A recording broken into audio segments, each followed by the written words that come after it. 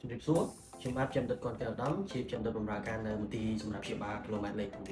ថ្ងៃនេះខ្ញុំសូមចែករំលែកអំពីការប្រឹក្សាសុខភាពទូទៅជូនពុកម៉ែបងប្អូនជាទូទៅការប្រឹក្សាសុខភាពយើងត្រូវបែងចែកចេញជាពីរទី1គឺការប្រឹក្សាសុខភាពទូទៅនិងមួយទៀតគឺការប្រឹក្សាសុខភាពសម្រាប់អ្នកជំងឺដែលមានជំងឺប្រចាំកាយជាដំបូងខ្ញុំសូមលើកពីការប្រឹក្សាសុខភាពទូទៅដែលជាទូទៅអ្នកជំងឺគាត់អត់ដឹងថាខ្លួនគាត់ឈឺឬក៏មិនឈឺការប្រឹក្សាសុខភាពនេះដែរគឺយើងបែងចែកចេញជាវ័យកុមារមនុស្សពេញវ័យនិងមនុស្សចាស់វ័យកុមារគឺជាវ័យមួយដែលយើងរាប់គិតពីអាយុកំឡុងពីក្រោម16ឆ្នាំចុះក្រោមគឺគាត់អាចពិនិត្យសុខភាពតាមរយៈការណាត់បោះគ្រូពេទ្យណាមួយឬក៏រោគសញ្ញាណាមួយដែលគាត់លេចឡើងសម្រាប់មនុស្សពេញវ័យគឺយើងរាប់គិតចាប់ពីអាយុកំឡុងពី16ឆ្នាំឡើងទៅ45ឆ្នាំវ័យនេះដែរគឺយើងត្រូវគួរតែពិនិត្យសុខភាពពី6ខែទៅ1ឆ្នាំម្ដងដោយសារវ័យនេះជាវ័យដែលគាត់មានការ stress នឹងការងារច្រើនសម្រាប់អ្នកខ្លះក៏គាត់មានការសប្បាយច្រើនហូបស្តុកជួបជុំ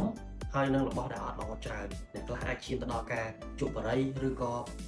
ជក់អីផ្សេងៗជាដើមទៀតសម្រាប់វ័យមួយទៀតផងដែរគឺជាវ័យដែលគួរតែពិនិត្យសុខភាពជាចាំបាច់វ័យនេះគឺយើងរាប់ចាប់ពីអាយុ45ឆ្នាំឡើងទៅដែលគាត់គួរតែពិនិត្យសុខភាពរៀងរាល់3ទៅ6ខែម្ដងយ៉ាងហោចណាស់បាន6ខែម្ដង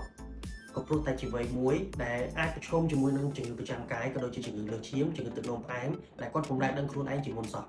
ហើយក៏ជាវ័យមួយដែលគាត់អាចវិវត្តទៅជាជំងឺកាយសាហាវណាមួយដែលគាត់អត់ចាប់អារម្មណ៍ដូចគ្នា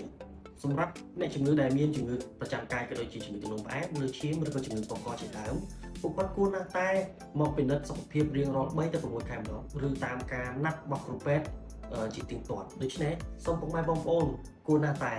នាំក្រុមគ្រួសារឬក៏ចាស់ទុំដែលនៅក្នុងក្រុមគ្រួសារមកពិនិត្យសុខភាពឲ្យបានជាទៀងទាត់